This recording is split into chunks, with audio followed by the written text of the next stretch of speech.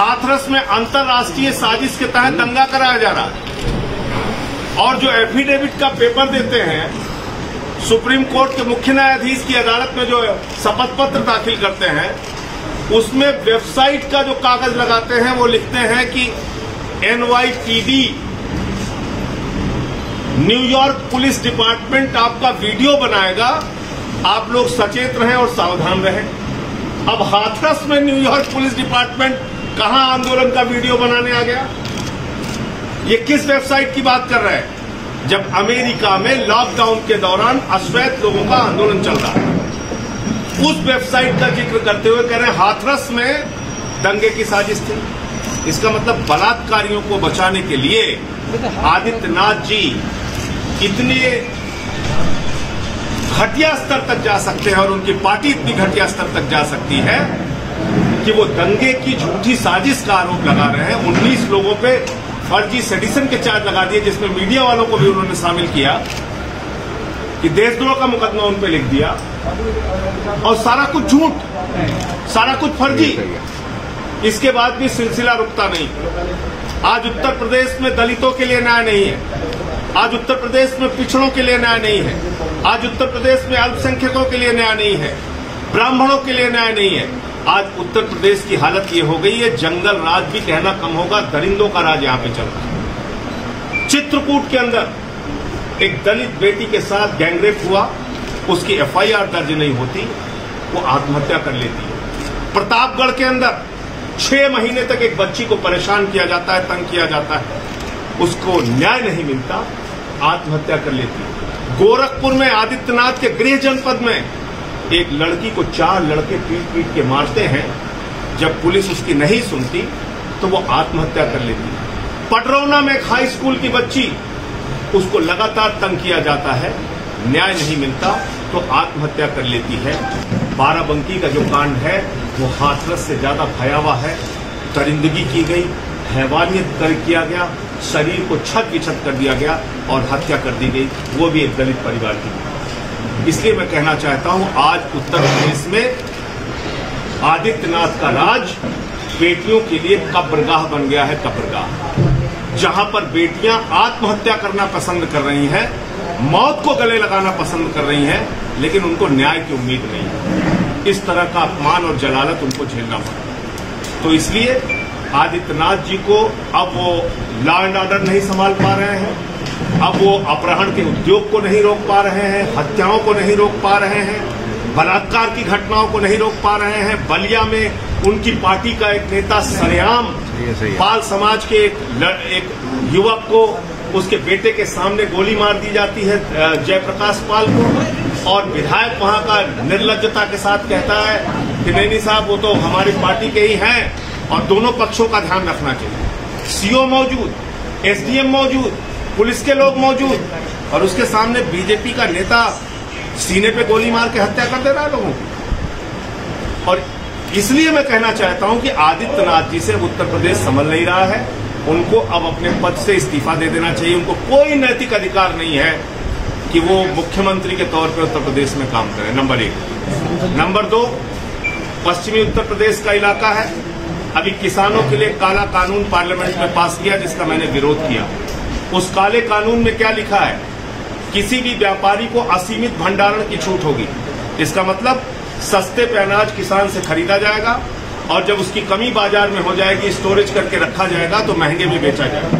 जमाखोरी, कालाबाजारी और महंगाई को बढ़ाने वाला किसानों का मोदी जी का जो बिल है, इसलिए आम आदमी पार्टी उसका भी विरोध करती है। तीसरी बात कि आज जिस तरह से देश की अर्थव्यवस्था नीचे जा रही है, 24% देश की GDP नीचे जा चुकी है, करोड़ों लोग बेरोजगार हो चुके हैं, एक बड़ा पैकेज देने की इस समय जरूरत है। जब तक लोगों के हाथ में पैसा नहीं आएगा, बाजार की अर्थव्यवस्था नहीं खिसकेगी। इसलिए डायरेक्ट लोगों के खाते में 10,000 रुपए दिया जाए, ये हम लोग मांग करते हैं। और मैं आज मेरठ जो आया हूं तो इसमें कार्यकर्ताओं के साथ संगठन विस्तार के बारे में, अपराधीकरण के खिलाफ आंदोलन के बारे में और पंचायतों के जो चुनाव उत्तर प्रदेश में होने वाले हैं 5-6 महीने के बाद जो होंगे उसमें हिस्सेदारी के बारे में चर्चा। सांसद जी, बाराबंकी की घटना पे प्रशासन का आरोप लग रहा है कि उन्होंने फिर से जबरन जो है वो लाश जलवा दी गई। ये मैंने सुना है और मैंने उसमें लिखा भी है कि आज आप सोचिए, अगर किसी दुश्मन देश के किसी व्यक्ति को, जवान को हमारी सेना मार देती है तो भी लाश उसके हवाले की जाती है। यह हमारे सेना की गौरवमयी परंपरा है कि दुश्मन देश की लाश भी उसके देश में भेजी जाती है। और आज आदित्यनाथ के राज में एक दलित की बेटी को उसका पिता अपनी रीति रिवाज के हिसाब से अंतिम संस्कार नहीं कर सकता। मैं समझता हूं इससे ज्यादा शर्मनाक कुछ नहीं हो सकता। हाई कोर्ट ने जिस तरह से इस सरकार पे तमाचा लगाया है और ये पूछा है कि एडीजी लॉ एंड ऑर्डर महोदय प्रशांत कुमार जी, आपको क्या रेप की परिभाषा नहीं मालूम? अगर किसी अमीर की बेटी होती तो रात में 2 बजे तुम उसको जला देते क्या पेट्रोल छिड़क कर? ये अपने आप में बहुत बड़ा सवालिया निशान है और वही काम जो हाथरस में हुआ बाराबंकी में दोहराया गया है, ऐसी जानकारी मिली। सर, बलिया में कांड होता है, अधिकारियों के सामने एक हत्या होती है, उसके बाद अभी तक जो आरोपी है बताया जा रहा है बीजेपी का नेता है, विधायक का उससे संरक्षण प्राप्त है, उसके बाद भी गिरफ्तारी नहीं की। वहाँ की प्रशासन की किसी से मुंडी भगत या कोई दबाव तो नहीं वहाँ के प्रशासन की गिरफ्तारी? देखिए, मैं बार बार इस बात को कहता हूँ तो कई लोग नाराज हो जाते हैं। जातिवादी मंशा से अगर कोई सरकार चलाई जाएगी तो वो लोगों के साथ न्याय नहीं कर सकती। और योगी जी, उनकी सरकार जातिवादी मानसिकता के तहत काम कर रही है और इसके कारण से अपने पार्टी के लोगों को पहले देखते हैं, जाति के लोगों को पहले देखते हैं, न्याय नहीं मिल पाता है। ये खुली किताब की तरह दिख रहा है। अब हम अगर उस पर पट्टी बांध के और बातों को घुमा घुमा के करें तो उससे फायदा नहीं। सांसद जी, हमने इस बात को देखा कि क्या हुआ हाथरस के अंदर। जितने विपक्षी नेता गए सबके ऊपर हमला हुआ और वहां रैली करने की छूट थी किसके लिए? बलात्कारियों के पक्ष में। ये है उत्तर प्रदेश, जहां बलात्कारियों के पक्ष में रैली कर सकते हैं। सांसद जी, जिस तरह से आम आदमी पार्टी आज मेहनत कर रही है, क्या यहाँ सस्ता बनाने के बाद आम आदमी पार्टी उसी तरह से मेहनत करेगी जैसे कि आज कर रही है? देखिए, हमारे तो 3 बार के टर्म में जो सरकार बनी है दिल्ली में, उसी को देख लीजिए आप। हमने शिक्षा पे, हमने स्वास्थ्य पे, हमने बिजली पे, हमने पानी पे कितना काम किया है। 400 यूनिट आधे दाम पे देने वाली बिजली पहली सरकार है। 200 यूनिट मुफ्त देने वाली पहली सरकार है। 20,000 लीटर पानी फ्री देने वाली सरकार है।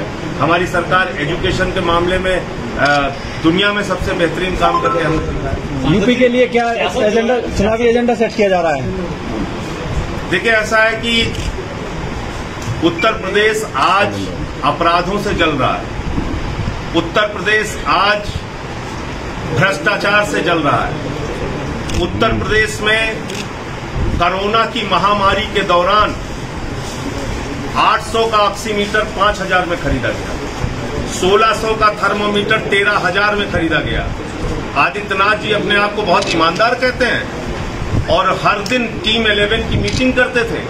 उनको पता नहीं चल पाया कि 800% कमीशन खाया जा रहा है। तो भारतीय जनता पार्टी शमशान में दलाली खाने वाली पार्टी है।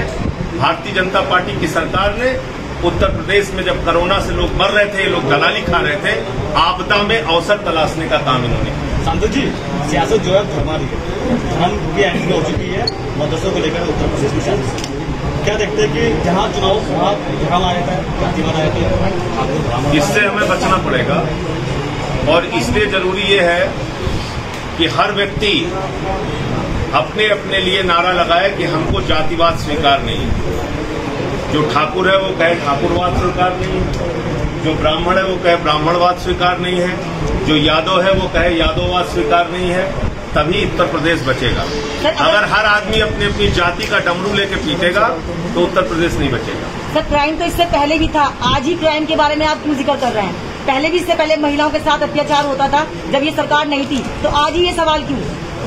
देखिए, शायद आप भूल गई हैं, बदायूं कांड हुआ था तो पूरे दुनिया में उसको लेके विरोध हुआ था और कई दिनों तक उसको लेके आंदोलन भी हुआ था और कोई ऐसा नेता नहीं था जो बदायूं नहीं गया था और हम लोग भी गए थे। आज क्या हालत है? आज तो जो पीड़ित परिवार है, अगर वो आवाज उठा दे न्याय के लिए, तो उसको मार के डंडा उसी के ऊपर आरोप लगा देते हैं। आप बताइए कि 22 सितंबर को मेडिको लीगल रिपोर्ट है, किसी मीडिया ने उसको दिखाया भी, अलीगढ़ मेडिकल कॉलेज के, जवाहरलाल नेहरू मेडिकल कॉलेज की मेडिको लीगल रिपोर्ट है, जिसमें रेप की पुष्टि हुई है। बावजूद इसके प्रशासन कह रहा है रेप नहीं हुआ। टाइम डिक्लेरेशन जो सुप्रीम कोर्ट भी मानता है, लड़की ने मरने से पहले बयान दिया, फिर भी नहीं मान रहे। तो आदित्यनाथ जी की सरकार इसलिए हिंदुस्तान की आजादी के बाद सबसे निकृष्ट सरकार है, क्योंकि इनके राज में पीड़ित को भी आवाज उठाने का हक नहीं है। 3 बार के लोकप्रिय विधायक की हत्या हुई, मैं शोक व्यक्त करने गया था, मेरी गिरफ्तारी हो गई। उत्तर प्रदेश में कोई मर जाए, हत्या हो जाए, आपको शोक व्यक्त करने का अधिकार नहीं है। यहाँ पे कहीं आप चले जाइए, पुलिस वाले खड़े होके जब तक वो जिंदा रहेगा सुरक्षा के लिए तैयार नहीं है। हत्या हो जाए तो कोई जा नहीं सकता वहां पे। ये हालत है। 14 मुकदमे कर दिए मेरे ऊपर। 14 मुकदमे 4 महीने में किसी माफिया पे नहीं हुए। देशद्रोह लगा दिया मेरे ऊपर, पार्टी का दफ्तर बंद करा दिया।